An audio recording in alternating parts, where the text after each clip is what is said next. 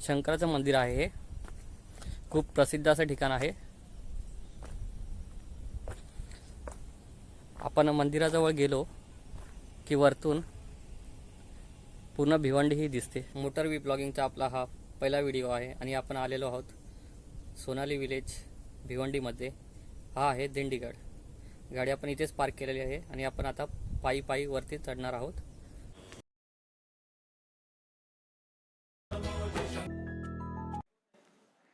दिंडीगड हे मंदिर समुद्र पातळीपासून सुमारे 2500 फूट उंचीवर आहे।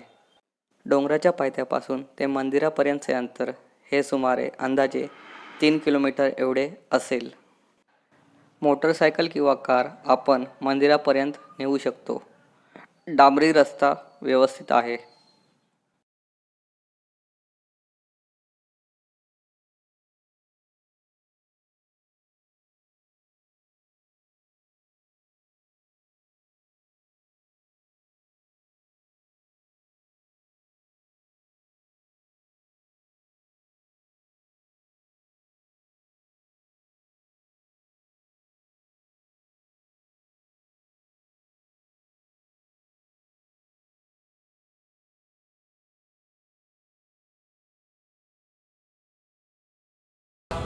हे जे मंदिर आहे हे स्वयंभू आहे। खुद्द शंकर देवांनी एका ग्रामस्थाच्या स्वप्नामध्ये येऊन त्यांना सांगितलं की माझं मंदिर हे एका मोठ्या दगडाच्या खाली आहे।